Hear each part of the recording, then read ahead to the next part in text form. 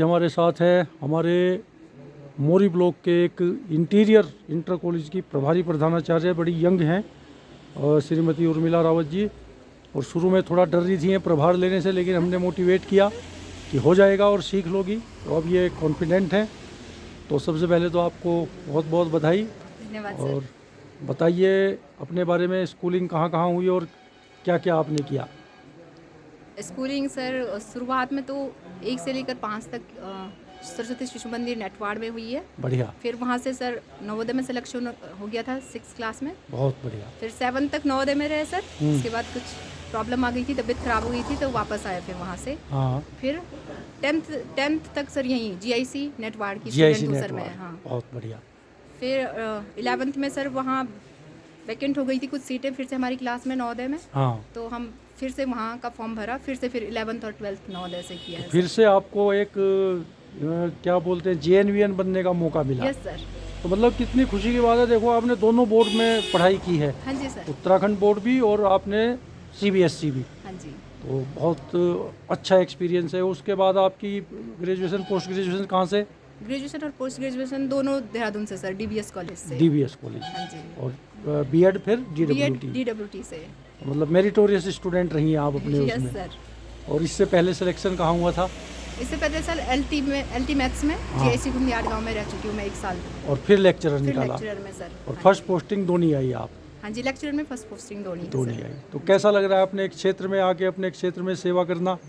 बहुत अच्छा लग रहा है सर, हमें तो शुरू से ही अच्छा लग रहा है। अच्छा। बस वो जो चार्जिंग का था वो इसलिए था कि उस समय तबीयत ठीक नहीं थी। हाँ, नहीं बहुत नहीं, सारे वो तो इशू आ गए थे सर, इसलिए बोला था मैंने, नहीं तो नहीं, डरने की कोई बात नहीं थी मैं सर। समझ सकता हूँ, क्योंकि देखो ये जिम्मेदारी का काम है और आप बिल्कुल सब सर। लोग यंग हैं, लेकिन कोई बात नहीं, अब हमारे पास यंग ही लोग हैं। हाँ जी। अब ये देखो, ये आ रहे आपके, ये अभी ज्वाइन किया इन्होंने 2 महीने पहले, और इनको भी प्राइमरी हेड का चार्ज लेना पड़ा। हाँ जी। तो ये है कि जब आदमी करता है ना, मोटिवेट होकर सीख जाता है। जी।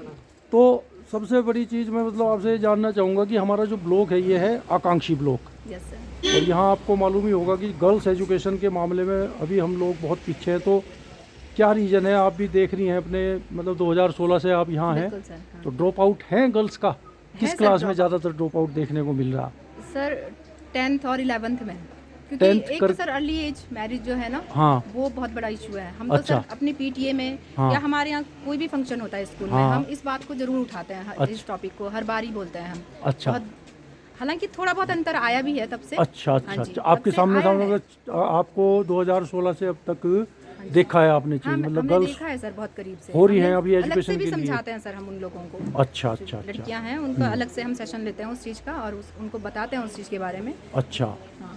और एक तो मैथ्स का फोबिया है हमारी गर्ल्स में, 9th क्लास से ही वो होम साइंस ले लेती हैं। हाँ जी। उस बारे में कुछ आपने अपना एग्जाम्पल देते हुए मोटिवेट किया बिल्कुल किया है कि भाई सर। मैथ्स लो? बोला है सर, मेरा तो फेवरेट सब्जेक्ट रहा है मैथ्स बचपन से ही सर। अच्छा। मैंने बोला है उनको कि लड़कियां भी कर सकती हैं मैथ्स। हाँ। और मैंने अभी जब हमारी LT मैथ्स की पोस्ट खाली हुई थी सर, हाँ। हमारे सर का वहाँ से वो ट्रांसफ़र हो गया था। हाँ। फिर कुछ टाइम तक मेरे पास ही रहा। अच्छा। हालांकि 2 ही लड़कियों ने ली थी 10th में मैथ्स, हाँ। बाकी तो बॉयज़ थे, लेकिन अच्छा। काफ़ी इंटरेस्ट दिखा रहे थे उस बीच। अब अच्छा। तो हमारे यहाँ आ गए हैं सर LT मैथ्स के टीचर, तो अच्छा। अब वही देखते हैं।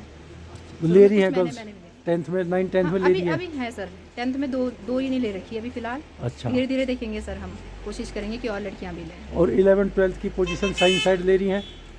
साइंस सर बहुत कम है। अच्छा। जैसे टोटल 60 हैं, हाँ। तो 6 बच्चे 11th में 6 हैं। हाँ। और 12th में अभी 3 ही बच्चे साइंस हैं। ओहो।